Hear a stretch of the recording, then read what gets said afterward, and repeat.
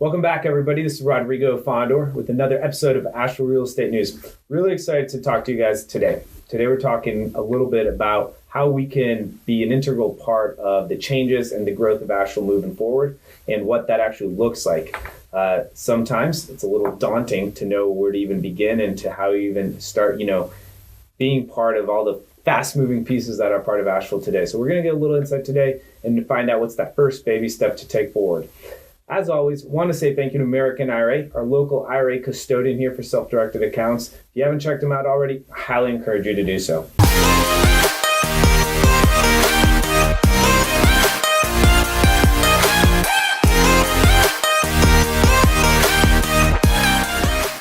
But without further ado, let me welcome Kit Cramer. Thank you so much for coming. Absolutely. Happy to be here. Yeah, so excited to have you here, President, CEO of the Asheville Chamber of Commerce. Yep. Asheville's a really, magical place. A lot of people get stuck here, come here for a week and then stay. Mm-hmm. What was your story and how did you end up here? I'm a native Floridian. Okay. Ended up moving to North Carolina, mm-hmm. where my mother was originally from, in the early 90s, mm-hmm. to be the public information officer for the school system in Charlotte. Okay. But after a year there, ended up getting hired away to chamber work, mm-hmm. and I stayed at the Charlotte Chamber for 17 years, wow. which is a long time, yeah. and did everything from communications to member services to economic development to public policy. So you had your hands in everything. It's perfect training ground to be a chamber exec, which is mm-hmm. pretty much what I determined I wanted to do. But I also wanted to get my youngest child out of high school before I pursued a CEO role. And Charlotte gave me plenty of opportunity to do that. Then I left there and went to Washington, D.C. mm-hmm. to head up the International Downtown Association. How was that? It was fabulous. I mean, it was interesting. It's interesting, the economy had already turned in Charlotte. Okay, so when was this then? This was around, I guess this was 2008. Okay. And it immediately, the response to the banks and what had happened in the financial markets had an impact in Charlotte. And I was looking for a job. I went to D.C. to head up this. I'd been a downtown manager early on in my career. Okay. So I was kind of the perfect hybrid blend for them of having worked in a membership organization and having done downtown work. And it was interesting how Washington was kind of in a bubble and didn't really recognize what was happening in the rest of the country. Oh, really? So it was like they were almost insulated? They had not really responded. This association had not responded to the downturn in the economy. So I had to do some pretty draconian things and turn around the organization. But that's kind of been my career. I've always been a kind of a fixer of problem areas. Well, and I'd only been there a couple of years and things were going incredibly well. And my members were all over the country and around the world. So that was very different for me. But I got really good on Skype and good on phone calls and would have these remote meetings. And a headhunter contacted me. The headhunter out of Charlotte contacted me about the Asheville job. So that was 8 years ago. We were excited to get back to North Carolina. Is that a pretty easy sales pitch? Hey, do you want to come to Asheville? Yes. Well, actually, I turned them down to begin with. Really? Well, I just felt like I had not been in Washington long enough. And the association work was going really well there. And you were in a group. I was. Yeah. And I'd had to make a lot of changes, but I was just getting to the good part. But my husband really hated DC. Mm-hmm. And while we enjoyed it as kind of, we lived like tourists every weekend and tried to take full advantage, I knew it wasn't for us for the long run. Mm-hmm. And we were missing our grown kids in Charlotte. So it's just a heck of a lot closer. Plus, Asheville is just one of the coolest places ever. So what was the tipping point for you to get here, and when did you finally move? Well, I talked again, and once I mentioned it to my husband, he had our bags packed and was just intent that we were coming back. So cool. I had one and only one. I had a Skype interview with Good practice, with a right? committee, exactly, and then came for my one and only visit because we were in the midst of things were going hard and heavy with IDA, and I didn't have time to come back and visit again. So Just plunged in. we did, and my husband and I were sitting at the hotel drinking a glass of tea before we hit the road to go back to DC, and he said, you don't get this job, I'm burning this place down on the way out of town. So, and luckily for Asheville and for us, I got the job. So when did you move here then? November of 10. November 2010. Wow. And we had a lagging economy here, so I pretty well lived that recession for a third time because things were just really beginning to hit. Well, I was going to mean to ask you, I mean, you had three really interesting, unique experiences, and then I was wondering what was like the biggest takeaway that you were able to pull from those when you got to Asheville to apply? If there was anything that prepped you for it, if you will. Well, I think, there's so many experiences. Charlotte had gone through such tremendous growth, and we'd seen a broad cross-section of things happen there. It was a very exciting time in the early 90s because that was prior, and being in communications initially, I was a part of everything. Right, so much change. So that was a lot of fun. And at the same time, I ended up serving on the school board in Charlotte and was working with education public policy issues and really learned about the fundamentals of what it makes a good community. So that was definitely transferable to what we're doing here in Asheville, especially since we were experiencing good growth. Yeah. Well, talking about growth, so I moved here in 2009, so just right around the same time, and it's crazy how much changed in 10 years. What has been the, biggest surprise to you during that time, or maybe the biggest challenge that you guys have had to, work through there at the chamber? Well, I think we have some basic misunderstandings about our economy here. Okay. The growth has been good, but it hasn't been exponential. I'll sit down with people and they'll think, we're growing out of control wildly, and we're just not. I mean, you want to see that, go to Raleigh. Well, on that note, I know kind of where I first heard you talking about the survey, which we're going to get to, was at that chamber meeting. They said, I think it's like 1,800 or 2,000 new people a year. That was probably the thing that I was the most surprised about to hear. It's not a big number. Been healthy growth. It's not been exponential growth. Now, I think any place as attractive as Asheville, there are people who come here and want to pull up the drawbridge behind them and have nothing ever change. But that is a recipe for disaster. Because mergers happen. Society changes. I mean, you think about some of the biggest cities in this state at one point were driven by tobacco. Well, what a societal shift has occurred around tobacco, which changed everything. And if you have a large entity that is dominating a town and that entity merges and you're no longer that headquarters city, everything changes. So we're going through a lot of change here, and change is the only thing that's inevitable.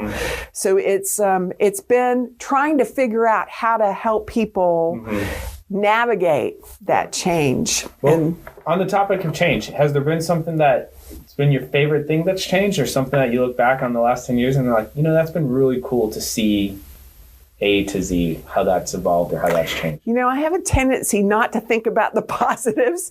When I lay awake at night, I'm not thinking about, all the great things, although so many great things have happened. Right. I'll tell you a couple of them, though. Okay, yeah. Like, just, a couple of your favorites. We're responsible for economic development at the Chamber, and we have the Economic Development Coalition is serviced by our economic development staff at the Chamber. Right. And there are a couple of projects that just were absolutely critical and game changers. The first one was Linamar.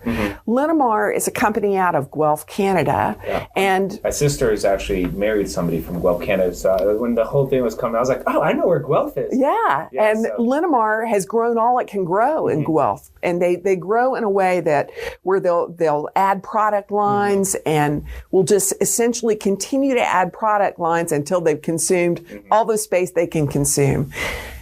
that was landing Linamar was a gift that has kept on giving. The millions of dollars that they have invested in capital investment, which translates to property taxes, which helps us do well in order to do good, are super impactful. Right. The number of jobs, the number of other projects and expansions out of that particular project was super impactful, and it was manufacturing. And I think we get a reputation because the CVB has done a great job of promoting Asheville as a tourist destination. But sometimes that's all we're known for. And we have a far more balanced economy than people realize. So landing that one in manufacturing was super important. And then I'd also point to New Belgium. New Belgium, is the perfect kind of corporate citizen that an area like Asheville is looking for. They've seamlessly melded in. In fact, our staff pitched them based on their core values, which was the perfect approach. In fact, their CEO stood up and said, before you give us your pitch, we want to tell you about what we believe in this company. And they went through their core values. Well, it was like reading your perfect. Pitch back to them. It was perfect. That's cool, yeah. So they were talking about the core values of the community versus the core values of the company, and it was a really nice match. When you have a company like New Belgium that comes in, takes a brownfield, an old stockyard that was polluted, there's a tributary creek. I don't know if you can call it a tributary creek. I don't know if that's redundant or not. Anyway, there's a creek that was kind of dormant at certain times of year. But rather than just capping that over and building on top of it, they restored it. And they didn't have to do that. They went to a lot of expense, but it was part of their core values to be strong environmental supporters, and their desire to be within an area where their people could ride their bikes to work. Their interest in the health and well-being of the community and their employees that had them contribute to extending greenways in the community. I mean, they're just a really good example. Exhibit A, right? Right. Yeah. Now, along with Exhibit A, though, however, comes the other side. I mean, one of the first meetings I had was with a group of artists in the River Arts District, very concerned about gentrification and being priced out of the River Arts District. And I think probably New Belgium's development exacerbated that issue. I know it did for housing in West Asheville. So along with the good come the issues that you then have to address. The ripple effect goes in every direction, right? It does. It absolutely does. Well, and let's talk about that, right? So today the main reason I wanted to sit down with you is to talk about the survey. And that's based around, the growth. Do you mind what's the pitch on the survey? Sure. And what was the motivation for bringing it, to the public? Well, every 5 years we do an economic strategic plan. And I was struck when I was listening to a webinar with some fellow chamber execs that were talking about, rather than just planning incrementally, I mean, more and more with the pace of change, strategic plans get shorter and shorter. Sometimes they're 3 years, sometimes they're 2 years, sometimes they just are constantly evolving and there's no long-term plan. But I've seen in this community that we have a tendency sometimes to get distracted by the bright, shiny object or a very narrow agenda of an individual, well-meaning individual, but it kind of jerks us in one direction or another. And in listening to these chamber execs talk about the need for a further vision, we thought, before we get into economic strategic planning, maybe we need to do some visioning. What struck me about this particular approach was that rather than going to their regular counterparts, the people in the business community, and we've done that really well. We've made sure to cover all the industry sectors, and we did it very comprehensively on the last two plans that we've done. But in this particular case, they went to folks who are not nearly as typical. In some cases, we'll have views that are considerably different than those of the chamber. And we also went and found a woman who is a futurist and an economist. Her name is Rebecca Ryan.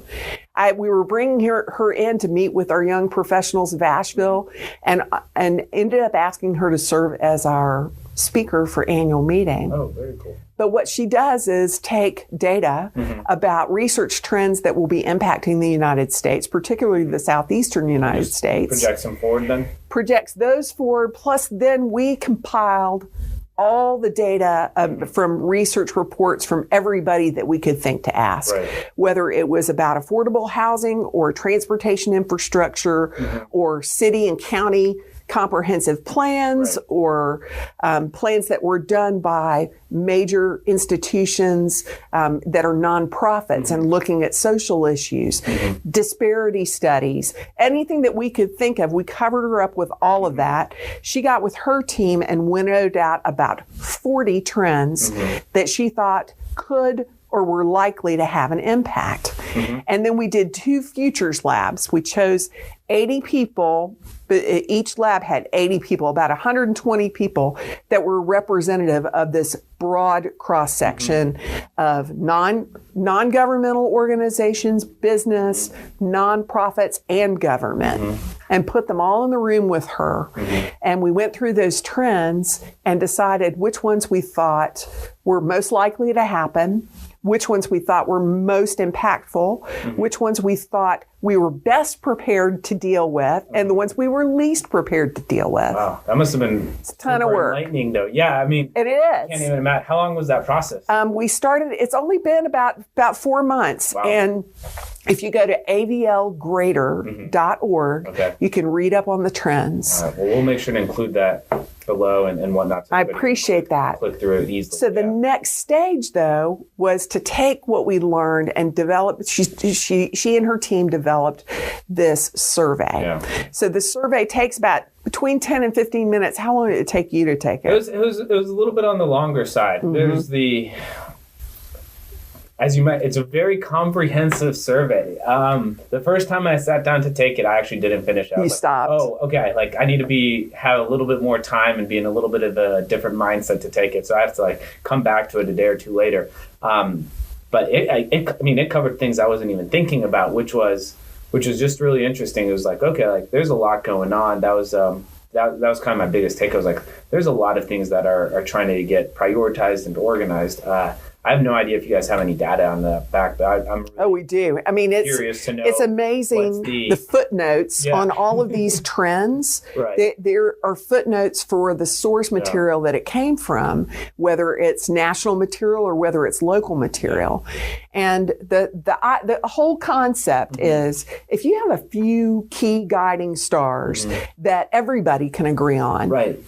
What could we accomplish if we were all pulling in the same direction? The chamber's going to do work in its particular lanes. Government's going to do work in its particular lanes.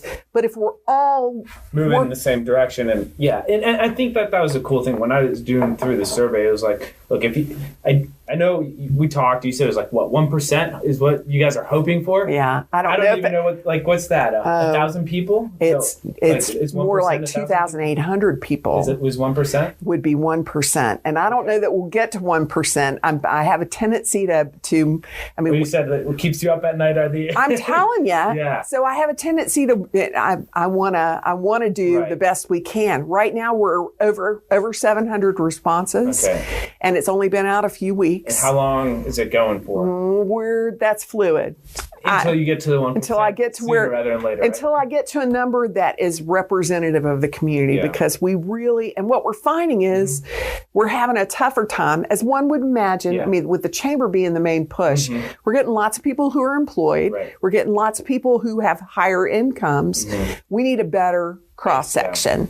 And so people with high school educations and maybe they're not quite as high on the professional professional ladder, and youth, young people. We want people who are 18, but we want people who are students and otherwise. So we're trying to... Everybody. Exactly. So what is the... do Have you guys put any sort of like vision forward, or are you guys waiting for the survey to kind of structure the vision? I think Rebecca is working with us on this, and we're allowing, while the 2 futures labs have definitely impacted where things are going. Yeah. We also have to have the results from this survey, because it was by design a very limited number of people that represented a broad cross section of organizations and businesses and views. I mean, we thought about politics. We thought about geography. We tried to think about everything. Right. But still, it's a limited number of people. Yeah. So the survey will give us more data to work from, and we'll be pulling together a vision for the future.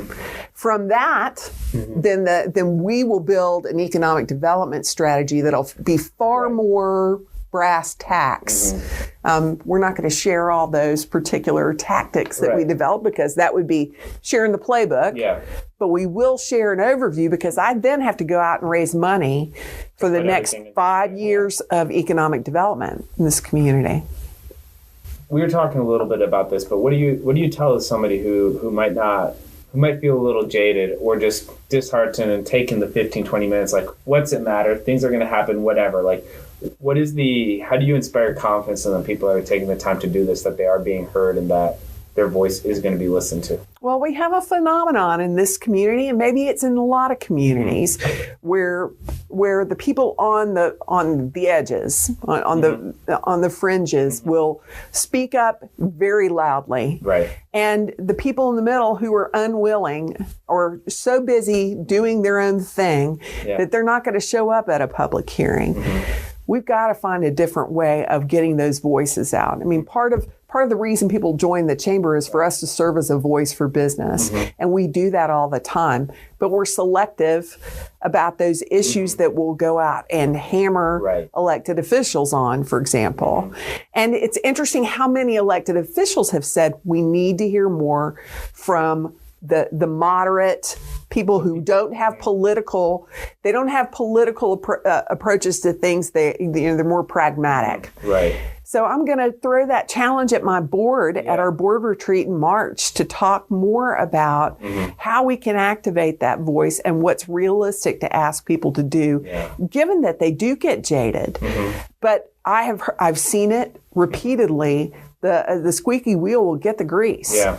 So if you want that is not the way to run things. No. That's why if we can choose those key issues that we're all going to focus on, and then we can motivate, unify behind them and remind our elected officials that if they get dragged off course because of very loud voices, wait a minute. We all said this is what we said we're interested and haven't done, and let's remember the end goal and let's stay focused.